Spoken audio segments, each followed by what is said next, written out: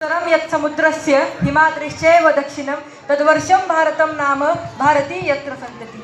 अर्थात हमारा भारत देश जो समुद्र के उत्तर में है तथा हिमालय के दक्षिण में स्थित है और उस देश में रहने वाले हम सभी भारतीय यहाँ रहते हैं। नमस्कार। सबसे पहले आप सभी को 80वें स्वतंत्रता दिवस की हार्दिक शुभकामनाएं। Sunrise English school and junior college के हेड बॉय के तौर पे मैं आज के इस कार्यक्रम में आप सभी अतिथियों का हार्दिक स्वागत करता हूँ। मैं अभय मुंडे कक्षा 9वीं से आप सभी के समक्ष पेट्रियोटिज्म एंड नेशन बिल्डिंग इस विषय पर अपना विचार अभिव्यक्ति हेतु उपस्थित हूँ। पेट्रियोटिज्म राष्ट्रभक्ति आखिर क्या है? जब तानाजी मालुसरे कहते हैं महाराज आधी लग्न कोंढाण्याचं आणि मग माझ्या रायबाचं, और यह कहकर छत्रपति शिवाजी महाराज के स्वराज का सपना अपने कंधों पर लेते हैं, वे है देशभक्ति। जब जमशेदजी टाटा देश में रोजगार के सृजन हेतु अपनी स्वयं की संपत्ति समर्पित कर देते हैं, वे है असली देशभक्ति। ये देशभक्ति को ऐसी बहुत बड़ी संज्ञा नहीं है। देशभक्ति तो सिर्फ नेशन फर्स्ट सेल्फ लास्ट की एक भावना है।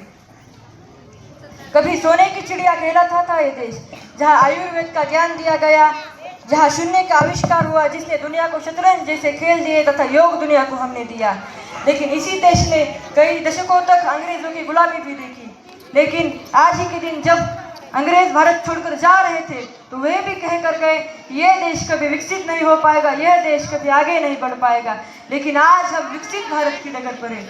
आज हमारा देश मिलिट्री पावर हाउस है, दुनिया की चौथी सबसे बड़ी अर्थव्यवस्था है तथा इसरो हमारे देश को गौरवान्वित कर रहा है। चंद्रयान 3 का चंद्रमा की दक्षिणी ध्रुव पर सबसे पहले पहुंचना तथा पहले ही प्रयास में मंगल पर पहुंचने जैसे कारनामे भारत की तकनीकी और वैज्ञानिक कुशलता की गवाही देते हैं।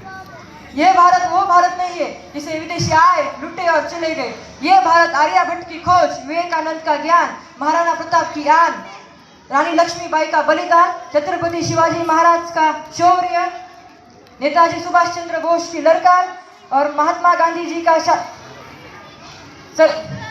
अहिंसा का पैगाम है। और सर्वे भवन्तु सुखिनः के महामंत्र से सिंचित दुनिया की सर्वोत्कृष्ट सभ्यता और संस्कृति का पावन संगम है।